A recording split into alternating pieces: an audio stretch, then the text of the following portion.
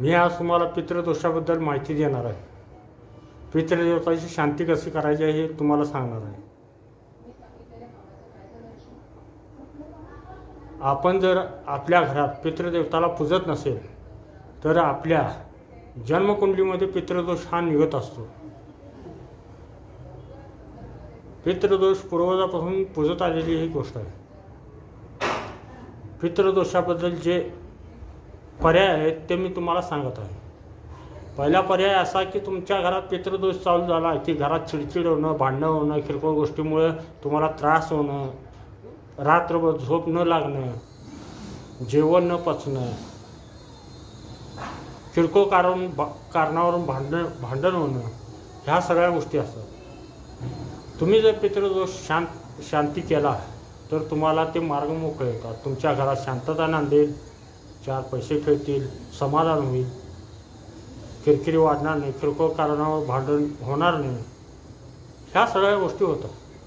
ह्या सगळ्या गोष्टी शांत आणि समाधानाने कशा करायच्या हे तुम्हाला आज मी पर्याय सांगतो। पहिली गोष्ट म्हणजे तुम्ही पितृदेवतासाठी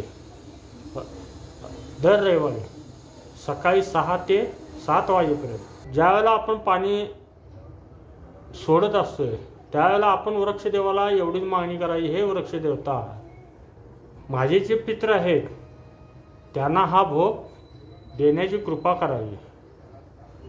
मी जो भोग देत आहे तो भोग माझ्या पितृदेवतापर्यंत पोचवावे, असं आपले म्हणणं मांडायचं वृक्षदेवताला व लांबूनच वृक्षदेवताच्या पाया पडायचं आहे आणि तेथून सरळ घरी यायचं। असे तुम्ही प्रत्येक रविवारी जर केला तर घरातील परिस्थिती तुमची सुधारण्यासारखी आहे। ते जर जमत नसेल तुम्हाला तर सरसो तेलाचा दिवा वायुदिशेच्या कोपऱ्याला, जे दक्षिणाने उत्तरेचा कोपरा, त्या दिशेच्या कोपऱ्याला सरसो तेलाचा दिवा जर लावून तुम्ही त्यात एक लवंग घालायचे, लवंग घालून रात्रीच्या वेळेस करायचा हा प्रयोग आहे। त्यावेळेला तुम्ही तुमच्या पितृदेवतांना विनंती करायचं आहे, हे पितृदेवता, आमच्या हातून काही गोष्टी चुकल्या असतील किंवा राहिल्या असतील त्या आम्हाला स्वप्नाद्वारे सांगू शकताय व आमच्या घरात जी परिस्थिती चालू आहे ते थांबवू शकताय। तुम्हाला ते स्वप्नाद्वारे 3 ते 4 दिवसात तुम्हाला स्वप्नाद्वारे ह्या गोष्टी सगळ्या उलगडा होतील। का घरात भांडण होत, का नाही, ह्या सगळ्या गोष्टी अशा असतात। तुम्हाला एकदमच रिझल्ट पाहिजे असेल तर मग तुम्ही त्र्यंबकेश्वरला जाऊ शकताय, नरसोबाच्या वाडीला जाऊ शकताय, अजून एक तीर्थस्थळ आहे तिथं शांती केली जाते, तिथं जाऊन तुम्ही करून येऊ शकताय।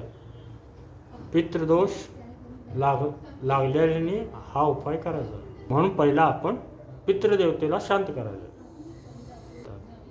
प्रत्येकाच्या घरात कुलदेवता असतो, पितृदेवता असतो, इष्टदेवता असतो, त्यांना तुम्ही पहिला पूजा, मग बाहेरले देव तुम्ही स्वीकारू शकता।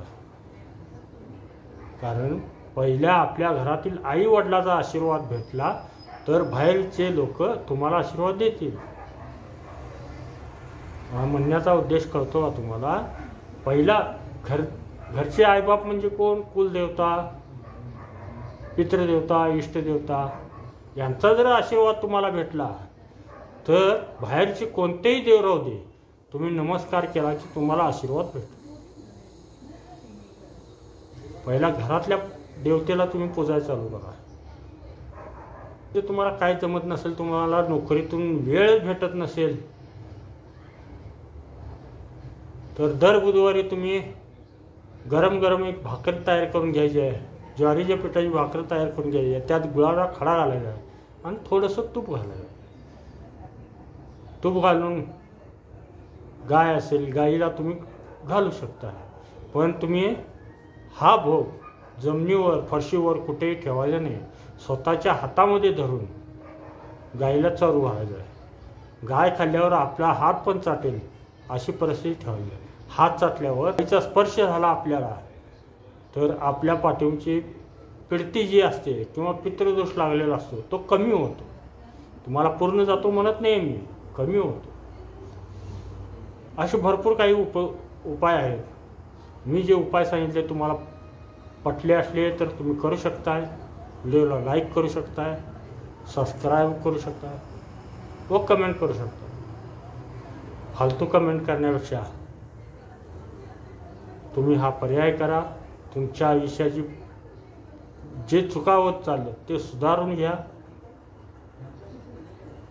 तर आपली परिस्थिती आपण कशी सुधारायची याचा विचार करा.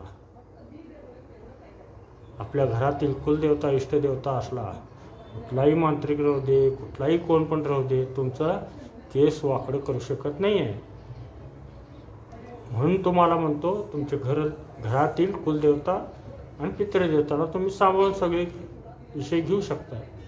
नोकरीत अडचण असेल किंवा कशात पण असेल, भरपूर त्रास होत असेल तर तुम्ही पितृदेवतांची पूजा चालू करा. अमावस्या पौर्णिमेला त्यांना भोग ठेवत चला. अमावस्या पौर्णिमेला काय करायचं तुम्हाला जर जमत नसेल सगळ्या गोष्टीत, अमावस्या पौर्णिमेला दहीभाताचा निवेद घ्यायचं, एक अगरबत्ती घ्यायचं, पाणी थोडं घ्यायचं वाटेत आणि आपल्या छतावर जाऊन ठेवायचं आणि त्यांना प्रार्थना करायची, हे पितृदेवता, मी आजपासून तुमच्या छायेखाली वावरत आहे, तुमचा आशीर्वाद मला मिळू दे. माझ्यावर जे संकट येणार आहे ते थांबवण्याची कृपा करावी आपण, असं तुम्ही गारण मांडू शकता. ते